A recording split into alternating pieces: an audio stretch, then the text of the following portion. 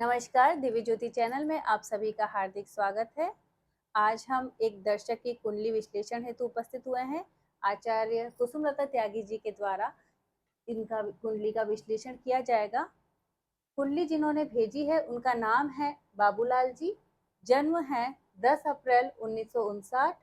जो समय है वो है सुबह का 9 बजे और स्थान है नाथद्वारा, राजस्थान। नमस्कार मैम। नमस्कार। मेरे सभी दर्शकों को मेरा प्यार भरा नमस्कार। आज मैं एक दर्शक जो बाबूलाल जी हैं, उन्होंने अपनी कुंडली विश्लेषण के लिए भेजी है, तो मैं उनके बारे में कुछ बताना चाहूंगी। तो जो इनकी कुंडली बनती है बाबूलाल जी की, वो वृषभ लग्न की है। तो सबसे पहले मैं इनके लग्न के बारे में बताना चाहूंगी। वृषभ लग्न शुक्र का लग्न होता है। ये शुक्र देवता की राशि है 2 नंबर और 7 नंबर, और यहाँ पर शुक्र स्वयं विराजमान है। तो जब लग्नेश लग्न में होते हैं तो ये अच्छा फल करते हैं, बहुत अच्छा करते हैं। और ये लोग बहुत मेहनती होते हैं, आकर्षक होते हैं, और मेहनत तो इनके स्वभाव में ही होता है वृषभ राशि वालों के। अथक परिश्रम ये लोग करते हैं।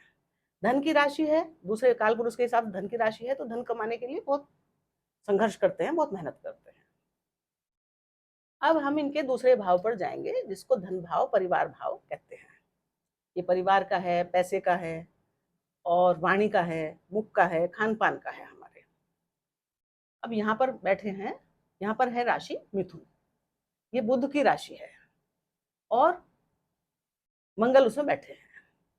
तो जब बुध के घर में मंगल बैठे हैं तो बुध मंगल के मित्र नहीं होते हैं, थोड़ा उसमें तालमेल कम रहता है। लेकिन बुध कहाँ बैठे हैं? बुध बैठे हैं लाभ भाव में। बुध का ये धन भाव होता है और ये लाभ भाव होता है। तो जब धनेश का लाभेश से कनेक्शन बनता है, लाभेश का धनेश से कनेक्शन बनता है, तो इसको कुंडली में बहुत शुभ योग माना जाता है। यानी कि आप अपने परिवार के कार्यों में या कुछ में से धन कमाएंगे और लाभ प्राप्त करेंगे, परिवार के लिए लाभ प्राप्त करेंगे। अब हम आए थर्ड हाउस पे कुंडली में। थर्ड हाउस में ये कर्क राशि है, जो हमारी भावनाओं की है, हमारे इमोशंस की है, हमारे हृदय की है। तो इसमें और हमारे कंफर्ट की है, हमारी, हम यहाँ पे शांति चाहते हैं। कर्क राशि क्या है? कर्क राशि वाले शांत स्वभाव के होते हैं, और जल्दी जल्दी उनमें विचारों में उतार चढ़ाव होता है, क्योंकि चंद्रमा जल्दी जल्दी जो है चेंज होते हैं, कभी छोटे कभी बड़े, अमावस्या पर रहते ही नहीं है, पूर्णमासी बढ़ते चले जाते हैं। उसी हिसाब से विचारों में उतार चढ़ाव चलता रहता है। तो कर्क राशि जहाँ होती है, कर्क राशि वाले जो होते हैं, उनके विचारों में उतार चढ़ाव चलता रहता है। शनि तुष्टा शनि रुष्टा, पर अच्छी इमोशन की राशि होती है और पवित्र हृदय होती है, और किसी का बुरा नहीं करती। बस वो कोई इनको कुछ हर्ट कर दे, जल्दी हर्ट हो जाते हैं और ज्यादा सोचते रहते हैं उस पर। अब इसके स्वामी जो चंद्रमा है, वो चले गए हैं कुंडली के 12वें भाव। अब चंद्रमा के स्वामी, थर्ड भाव के स्वामी जब खर्च में चले गए, यानी कि भावनाएं कहाँ चली गई? खर्च में। इसके स्वामी होके चंद्रमा के स्वामी कौन है? इसके कर्क राशि के स्वामी कौन है? चंद्रमा, और वो चले गए। ये हमारा खर्च भाव है, विदेश भाव है। तो वहां पर व्यय भाव है हमारा, और आइसोलेशन का भाव है, और ये धार्मिक, मतलब ये स्पिरिचुअलिटी का भी भाव है कि आप धार्मिक होते हैं यहाँ, और मतलब जो शांत रहना और थोड़ा सा जो है ना भगवान का ध्यान करना चुपचाप तरीके से, इस टाइप के होते हैं। अब जब चंद्रमा यहाँ से यहाँ चला जाता है, थर्ड हाउस का स्वामी होके खर्च में चला गया, तो क्या खर्च होगा? खर्च होंगी आपकी भावनाएं, आपके विचार, आपका हृदय, आपका दिल, जो हर समय मतलब किसी ना किसी बात पे हर्ट होकर खर्च होता रहता है। हर्ट होना मतलब, और आपकी संवेदनाएं, आपका मन, तो ये सब यहाँ पे खर्च होता रहता है। अब क्या होगा? अब आए हम फोर्थ हाउस पे। ये आदमी के, हर किसी भी इंसान के सुखों का भाव होता है, कंफर्ट का भाव होता है, माता का। यहाँ के स्वामी कायदे से कर्क राशि चौथे भाव की राशि मानी जाती है। तो लेकिन यहाँ के स्वामी बने हैं, हर कुंडली में अलग अलग बनते हैं। कहीं ये चंद्रमा भी बन सकते हैं, कहीं अलग अलग ग्रह बनते रहते हैं, जो राशि आती है वो उसके स्वामी बनते हैं। तो यहाँ पर सिंह राशि है, तो इसके स्वामी बने सूर्य। सूर्य तेजस्वी ग्रह हैं, बहुत बढ़िया ग्रह हैं, तो घर तो अच्छा होगा। घर पे केयरिंग ग्रह हैं, तो अपने घर परिवार के ऐसे लोग बहुत चिंता करते हैं।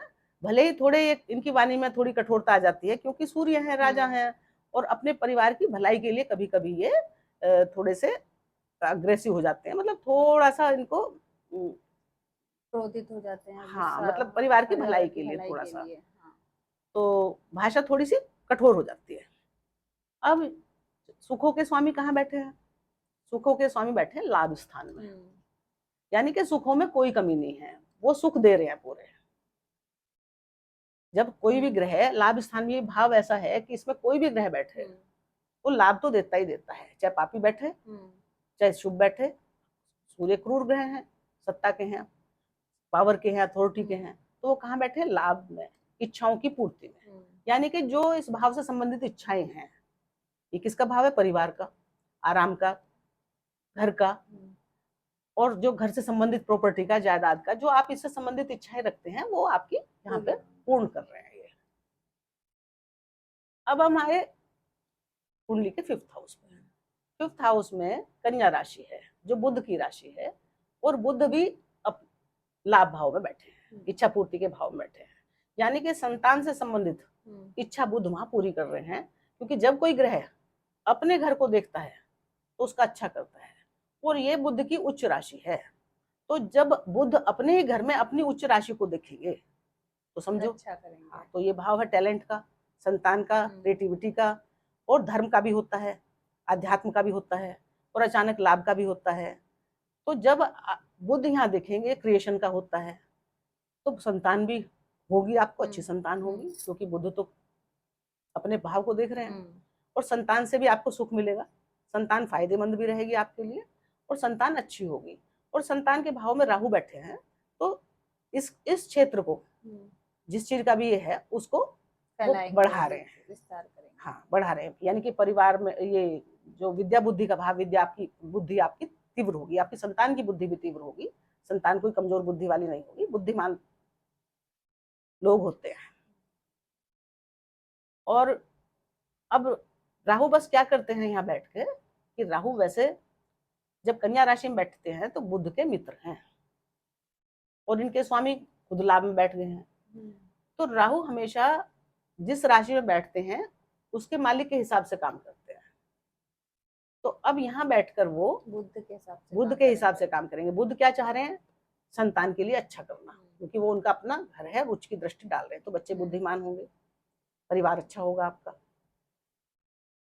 बस थोड़ा सा क्या होता है कि राहु कभी कभी उसका काम है वो तो भ्रम फैलाना, क्योंकि ये राहु अचानक छलिया है, तो अचानक से कभी कभी ये ऐसा माहौल भी परिवार में कर देता होगा कि जिससे आपस में मतलब गलतफहमी, हाँ सॉरी, सही, बिल्कुल तुमने सही शब्द बोला, गलतफहमी, तो गलतफहमी क्रिएट कर देते हैं। जबकि परिवार आपका अच्छा है, आप परिवार के लिए बहुत अच्छे हैं, बहुत केयरिंग है, लेकिन यहाँ गलतफहमी कभी कभी हो जाती है। अब आए हम छठे भाव पर। ये रोग शत्रुओं का, कोर्ट कचहरी का, ऋण का, मतलब चैलेंजेस का भाव है, और जॉब का भी भाव है, जो नौकरी वगैरह हम प्राइवेट करते हैं, मतलब कहीं भी कुछ भी जॉब करते हैं, उसका भाव है। तो यहाँ पे बनी है तुला राशि। तुला राशि क्या है कि ये शुक्र की दूसरी राशि है, एक राशि तो इनकी लग्न में बनी, और दूसरी राशि कहाँ बनी? छठे भाव में। तो जब छठे भाव में शुक्र की राशि बनी, तो यहाँ के मालिक भी होके, लग्न के मालिक तो वह ही हैं, लेकिन षष्ठेश होके भी, यानी कि ये सब डिपार्टमेंट संभाल के भी वो कहाँ बैठ गए हैं? लग्न में। तो जब षष्ठेश लग्न में बैठता है, तो या तो कभी कभी वो आदमी बहुत ही मतलब शत्रुओं पर बड़े आसानी से विजय प्राप्त कर लेता है, रोगों पर विजय प्राप्त कर लेता है, लेकिन कभी कभी क्या होता है कि उसको कोई रोग भी हो जाते हैं, क्योंकि ये रोगेश है ना, तो ये लग्न में बैठेगा तो क्या देगा? रोग देगा, कष्ट देगा, परेशानी देगा, मतलब आपके व्यक्ति, आपका शरीर है तो शरीर को ये परेशान करेगा, है रोगेश होकर। अब क्या है, हालांकि ज्यादा बचा लेगा, क्योंकि ये अपने घर के हैं, तकलीफ तो होगी, लेकिन उस पर शुक्र क्योंकि अपने घर के हैं, तो अपने घर का ध्यान रख रहे हैं, स्वग्रही हैं, अपने घर में बैठा हुआ हर ग्रह बहुत मजबूत होता है। अब आए हम सप्तम भाव पर। ये कुंडली का सप्तम भाव है, ये लाइफ पार्टनर का होता है, बिजनेस पार्टनर का होता है, उसमें क्या है, गुरु विद्यमान है, और देव गुरु बृहस्पति शुभ ग्रह होते हैं।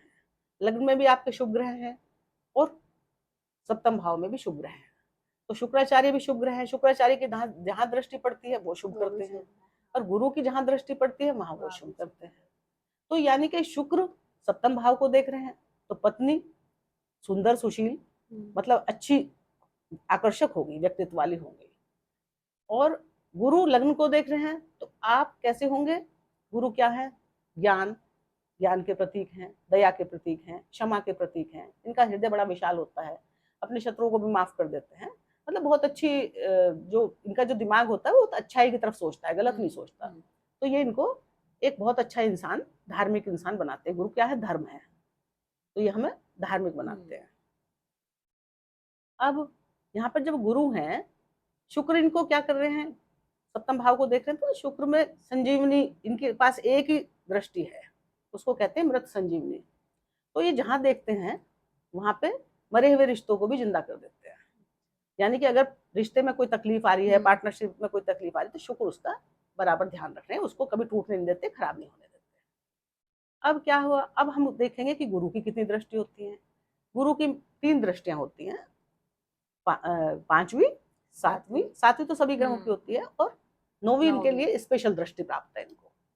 तो 5वीं दृष्टि से गुरु कहाँ देखेंगे, गुरु देखेंगे 12वें। और फिर बता देती हूँ, 1, 2, 3, 4 और 5। और ये 12वां घर नहीं है, 12वीं राशि है, और धनु और मीन दोनों इनकी राशि है। तो जब गुरु यहाँ देख रहे हैं तो ये इनका अपना घर है, और घर किसका है, ये इच्छा आकांक्षाओं की पूर्ति का, बड़े भाइयों का, बॉस का, मित्रों का, और जो आपको बड़े बड़े लाभ मिलते हैं कार्य क्षेत्र से, उनका है। तो जब गुरु यहाँ देखेंगे अपनी दृष्टि डाल के, तो वो अष्टमेश भी बन रहे हैं ना, तो जब यहाँ देखेंगे तो वो बहुत आपको, मतलब आपकी इच्छाओं आकांक्षाओं की, जो भी आप इच्छा रखते हैं मन में, वो पूर्ति करते रहेंगे, और आपको काफी तरह के लाभ भी प्रदान करेंगे यहाँ से, क्योंकि गुरु की दृष्टि में अमृत होता है। तो बड़े भाइयों से भी लाभ हो सकता है, अगर आपके बड़े भाई बहन हैं, बॉस आपके, आप बॉस से मतलब जो भी आपके ऊपर, जिसके अंडर में आप काम करते हैं, उससे भी आपको मतलब हेल्प, कई तरह के लाभ होते हैं ना, हेल्प मिलना भी तो एक लाभ होता है, चाहे भले धन से लाभ ना करें, पर लाभ के कई रूप होते हैं, केवल पैसे से मतलब नहीं होता। तो वहां से भी आपको लाभ है, मित्रों से भी लाभ है, जो आपके मित्र हैं वो भी आपके टाइम पे काम आएंगे। अब इनकी 7वीं दृष्टि पड़ेगी लगन पे, तो मैंने बता ही दिया, जब 7वीं दृष्टि आपको ज्ञानवान बनाती है, बुद्धिमान बनाती है, उदार हृदय बनाती है, और धार्मिक प्रवृत्ति का इंसान बनाती है। ऐसे लोग दूसरों के लिए भी, अपना काम छोड़ के दूसरों के लिए भी अच्छा करने में, क्योंकि गुरु का क्या काम है, दूसरों का अच्छा करना, अपना भले ही नुकसान हो जाए, दूसरों का अच्छा करना, दयालु किस्म के होते हैं। अब गुरु की 9वीं दृष्टि कहाँ पड़ेगी, 7, 8, 9। अब चंद्रमा पे गुरु की अमृत दृष्टि पड़ रही है, और ये दृष्टि चंद्रमा के ऊपर जब ये दृष्टि डालते हैं तो ये उनकी उच्च दृष्टि हो जाती है। जब भी गुरु चंद्रमा के साथ बैठते हैं तो गज केसरी राजयोग बना देते हैं, और जब चंद्रमा के घर पे दृष्टि डालते हैं तो क्या होता है कि ये इनकी दृष्टि यहाँ उच्च की होगी। अब ये आपका पराक्रम, साहस बढ़ाएंगे। यहाँ पे दृष्टि डाल के जो आपके भाई बहनों से कोई रिश्ते, छोटे भाई बहनों से बिगड़े हुए हैं, उनको भी ठीक करेंगे। आपके मन को, आपकी भावनाओं को संभाल लेंगे, यहाँ जो आप यहाँ पे मतलब कुछ परेशानी थी आपको, तो उसमें ठीक करेंगे। यहाँ पर भी ये बहुत अच्छा पराक्रम को देख रहे हैं, तो आप कामकाज चलता रहेगा, आपको रोजी रोटी, ये कामकाज, ये तो थर्ड हाउस से कामकाज, जो भी आपका कामकाज है उसमें ये फायदा करेंगे। अब गुरु की मैंने तीनों दृष्टियों के बारे में बता दिया। अब आए हम अष्टम भाव पे। अष्टम भाव अचानक का होता है, ससुराल का होता है, गुप्त रहस्यों का होता है, और आध्यात्म का होता है, और जो अकल्ट की विद्याएं हैं, गुप्त विद्याएं हैं, या जो गुप्त एजेंसियों में लोग काम करते हैं ना, जैसे सीबीआई वगैरह हो गई, जिनका जो बताते हैं रॉ के लोग हो गए, हाँ, तो वो यहाँ वो लोग जिनका ये भाव मजबूत होता है वो इस लाइन में जाते हैं, इनका भी है ये भाव। यहाँ पर गुरु की राशि है, तो गुरु तो अच्छे हैं, गुरु की राशि होना तो ठीक है। यहाँ पे शनि बैठ गए हैं। शनि जो बैठे हैं तो ये 2 भावों के स्वामी हैं, एक भाग्य के और एक कर्म के। अब ये शनि क्या कर रहे हैं यहाँ पे अष्टम भाव में बैठ के? वैसे अष्टम भाव में शनि, क्योंकि ये पापी ग्रह हैं, तो पापी ग्रह पाप भाव में अच्छे माने जाते हैं। ये तो ये बात हुई कि यहाँ अच्छा करेंगे, क्योंकि पाप को पाप ही काटता है। बुरी जगह पे बुरा आदमी काम कर सकता है, सर्वाइव कर सकता है, अच्छा तो कर नहीं सकता। लेकिन ये भाग्येश भी है। अब भाग्येश होके जब ये आ गए अपने से 12वें, कि इस स्थान से ये 12वें आ गए, तो भाग्य में थोड़ी कमजोरी लाते हैं। मतलब आप मेहनत करते हैं, बहुत कर्म करते हैं, लेकिन आपको लगता है कि भाग्य फल नहीं मिलता, भाग्य साथ नहीं दे रहा मेरा पूरा। मतलब मेहनत आपकी में आपकी कोई कमी नहीं है, लेकिन भाग्य का सपोर्ट पूरा नहीं मिल पाता। दूसरे ये कार्य क्षेत्र के भी स्वामी हैं, तो जब कार्य क्षेत्र के स्वामी पाताल में आ गए, तो क्या है, काम को भी जो है थोड़ा सा डाउन कर देते हैं। जो आप डिजर्व करते थे उतना आपको नहीं पहुंचा पाते हैं। आपकी मेहनत में कोई कमी नहीं है, आपकी ईमानदारी में कोई कमी नहीं है, लेकिन फिर भी ये उतना नहीं कर पाते। लेकिन इतना फिर भी करेंगे ये कर्म भाव के स्वामी होके कि अपने भाव से ये 11वें आए हैं। तो जब कुंडली का कोई भी ग्रह अपने भाव से 11वें आता है, क्योंकि एक तो भाव कुंडली के होते हैं, एक दूसरा अपने भाव से वो कहाँ है, अपने भाव से वो कहाँ है 11वें। और 11वें क्या होता है, लाभ का, इच्छा पूर्ति का। तो कर्म क्षेत्र में फिर भी जैसा भी आप कर्म चाहते हैं उसमें आपकी इच्छा पूर्ति हो जाएगी, करते रहेंगे, ये इतना आपका होता रहेगा अच्छे से। अब शनि की होती है 3 दृष्टि, तीसरी 7वीं तो सबकी होती है, 7वीं धन भाव पे जाएगी, और 10वीं कहाँ जाएगी, पंचम भाव पे। तो तीसरी दृष्टि से शनि जब इसको देखेंगे, ये इनका अपना ही घर है, यानी कि अपने ही घर को देख रहे हैं। तो कोई भी ग्रह चाहे वो क्रूर हो चाहे शुभ हो, अपने घर का देखना शुभ अच्छा माना जाता है। तो अपने घर को जब ये देखेंगे तो अपने घर का फायदा ही करेंगे, यानी कि कार्य क्षेत्र में फायदा देते रहेंगे, चाहे धीरे धीरे दें, क्योंकि शनि जो है क्या है, थोड़े स्लो स्पीड के ग्रह हैं। थोड़ी बहुत आपको कुछ परेशानी महसूस हो सकती है शुरू में, लेकिन ये आपको कार्य क्षेत्र में तरक्की देंगे। कार्य क्षेत्र में धीरे धीरे करके विस्तार होगा, लेकिन अच्छा होगा, क्योंकि शनि जब धीरे धीरे कोई भी काम करते हैं, लेकिन वो फिर अच्छा करते हैं बाद में। इसके बाद शनि की जो 7वीं दृष्टि है वो आ रही धन भाव पे, कुटुंब भाव पे। और ये जो मिथुन राशि है, इसके मैंने बताया था इसके स्वामी है बुध। बुध की शनि की आपस में मित्रता है। तो जब शनि धन हाउस को भाव को देखेंगे तो क्या करेंगे, अचानक से आपका धन बढ़ा देंगे। अचानक से कई ऐसे आपको पता भी नहीं है कि धन मिल जाएगा, वहां से आपको धन की प्राप्ति हो जाती है। अचानक से कभी कभी कुछ भी करवा सकते हैं ये। तो ये परिवार में धन में ये यहाँ से अच्छा करेंगे सप्तम दृष्टि से, क्योंकि इनके मित्र की घर है, राशि है, तो मित्र की राशि में ये ज्यादा अच्छा फल करते हैं। अब इनकी 10वीं दृष्टि पड़ रही है पंचम भाव पे, और पंचम भाव पे जब इनकी दृष्टि पड़ रही है तो ये यहाँ भी कन्या राशि है। ये किसकी राशि है, ये भी बुध की राशि है, और बुध इस घर को देख रहे हैं। तो जो आपका जो यहाँ भी अध्यात्म का भाव है, और मतलब आध्यात्म भी कैसा कि गहराई से ध्यान करना, ऐसे नहीं कि ऊपर ऊपर से, भगवान में मतलब गहराई से डूबना, आध्यात्म में गहराई से डूबना। तो जब ये भाव और ये भाव मिलता है, ये भी उसी धर्म से जुड़ा हुआ भाव है, ओकल्ट से जुड़ा हुआ भाव है, तो यहाँ आपको ये फायदा ही देंगे, क्योंकि यहाँ के स्वामी कहाँ चलेंगे, अपने से दशम में, कर्म में, यानी कि आप धार्मिक तो रहेंगे, और राहु उसको बढ़ा ही रहा है, तो संतान के लिए भी अच्छा ही करेंगे, कोई खराब नहीं कर रही। 10वीं दृष्टि है हालांकि, पर कभी कभी स्वास्थ्य में कोई दिक्कत हो सकती है संतान के में भी और इनकी में भी, क्योंकि शनि की दृष्टि फिर भी दृष्टि में तो कुछ ना कुछ दिक्कत है इनके, जहाँ बैठते हैं वहां तो बढ़ा देते हैं, लेकिन दृष्टि में दिक्कत है। तो यहाँ थोड़ा ये कभी कभी स्वास्थ्य संबंधित दिक्कत तो देंगे। ये अष्टम भाव में भी शनि स्वास्थ्य संबंधित दिक्कत देता है, लेकिन एक फायदा है शनि का कि शनि जब यहाँ बैठते हैं तो आदमी को दीर्घजीवी तो बनाते हैं, कष्ट तो देते हैं, स्ट्रगल तो देते हैं ये, क्योंकि तीसरी दृष्टि इनकी कर्म भाव पे, 7वीं दृष्टि इनकी धन भाव पे, धन कमाने में स्ट्रगल, काम करने में स्ट्रगल, और संतान से भी हाँ थोड़ा बहुत स्ट्रगल वहां भी देते ही हैं ये। तो जहां इनकी दृष्टि पड़ती है वहां स्ट्रगल देते हैं, लेकिन दीर्घायु होते हैं। कष्टों के बावजूद भी, दुखों के बाद भी, परेशानियों के बाद भी आपकी आयु लंबी रहती है। अब इसके अलावा अब हम बताते हैं कि आपका की मेष राशि है। ये तो कुंडली के हमने सब भाव लगभग बता दिए आपको। आपकी मेष राशि है और मेष राशि पर इस समय शनि की 7.5 चली हुई है, लगभग 1.5 साल से। तो जब 1.5 साल से एक तो ये चंद्रमा जो है यहाँ पे कमजोर है।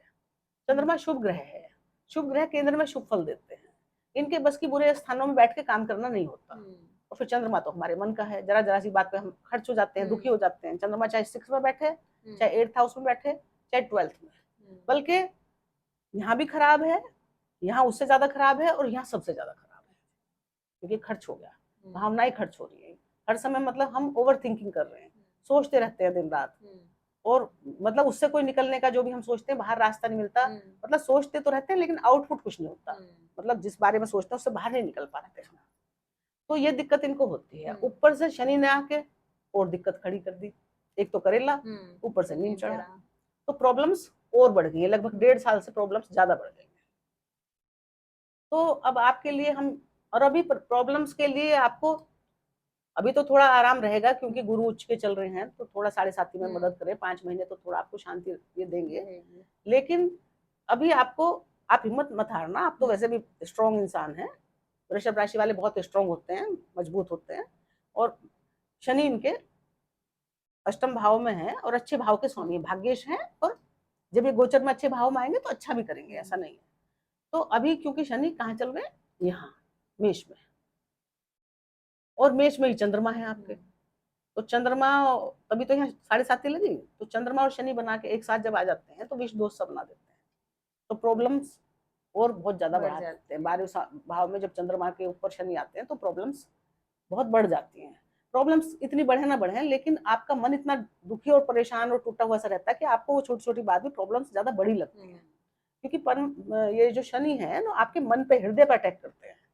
तो आपको काम तो होते रहते हैं, लेकिन आपको वो सब चीज फेस करनी पड़ती है जिन्हें आप नहीं चाहते हो। शनि वही हर चीज ढूंढ ढूंढ के लाते हैं कि जो आपके मन को पसंद नहीं आता, तो उससे आपका हृदय दुखी होता है।